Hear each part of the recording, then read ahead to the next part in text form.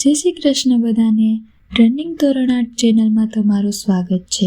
આજના વિડીયોમાં અમે બનાવવાના છીએ ખૂબ જ સુંદર તોરણ ડિઝાઇન, જે તમે ઘરેથી ખૂબ જ આસાનીથી બનાવી શકો છો.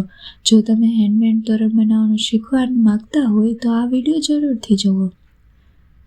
સૌપ્રથમ આપણે તોરણની બેઝ લાઇન કેવી રીતે તૈયાર કરવી, એટલે કે તોરણ શરૂ કઈ રીતે કરવું, તે આપણે પાર્ટ 1 વિડીયોમાં શીખી ગયા છીએ. તો આજે આપણે આગળ શીખીશું કે તોરણને આગળ કઈ રીતે વધારવું. સૌપ્રથમ તો દોરો લઈ અને તેમાં મોતીની લાઇન પૂરવી લેવાની છે, આખી શેર તૈયાર કરી લેવાની છે. પછી આ જે મોતીની લાઇન છે તેને ખાટલીના દોરા છે તેની નીચેથી પસાર કરવાની છે. જેવી તમે નીચેથી પસાર કરો છો ને સોયને ઉપરની સાઈડ પૂરેપૂરી લઈ લેવાની છે. પછી હવે મોતીને 1 બાય 1 એક પછી એક, બે દોરા વચ્ચે એક, એવી રીતે મોતીને ગોઠવતું જવાનું છે.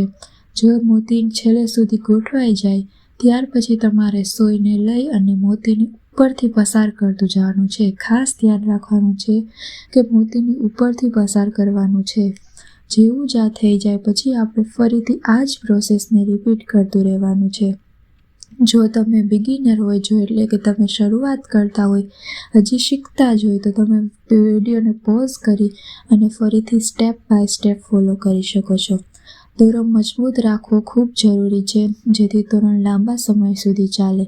હવે તોરણની ફિનિશિંગ કરીશું, એટલે કે દોરાને આપણે સરખી રીતે લાઈન છે એને પૂરી કરી લીધા પછી સરખી રીતે તેને ગોઠવી દેવાની છે. થોડીક ખસેડી લેવાની છે જેથી કરીને તે ઢીલી ના લાગે. હવે બંને સાઈડ પર દોરો સરખી રીતે તમે ગોઠવી દીધો છે. જો ફિનિશિંગ સારું હશે તો તોરણ વધારે સારું લાગશે. તો મિત્રો, આવી જ રીતે આપણે આ જ પ્રોસેસને રિપીટ કરતું જવાનું છે. પહેલાં મોતીની એક શેર લેવાની છે, તેને દોરાની ખાટલીના તોરણની નીચેથી પસાર કરવાની છે અને ફરીથી રિપીટ કરતું જવાનું છે અને આવી જ રીતે આ તોરણને બનાવતું જવાનું છે. તો મિત્રો, આ રીતે આપણું ટ્રેન્ડિંગ તોરણ ડિઝાઇન તૈયાર છે. આ તોરણ દિવાળી, ઘર પ્રવેશ અથવા તો ઘર ડેકોર માટે એકદમ પરફેક્ટ છે. જો તમને આ તોરણ ડિઝાઇન ગમી હોય તો વિડીયોને લાઇક કરો, તમારા મિત્રો સાથે શેર કરો અને ચેનલને સબસ્ક્રાઇબ કરવાનું ભૂલશો નહીં. આવી જ નવી તોરણ ડિઝાઇન માટે ટ્રેન્ડિંગ તોરણ આર્ટ સાથે જોડાયેલ રહો.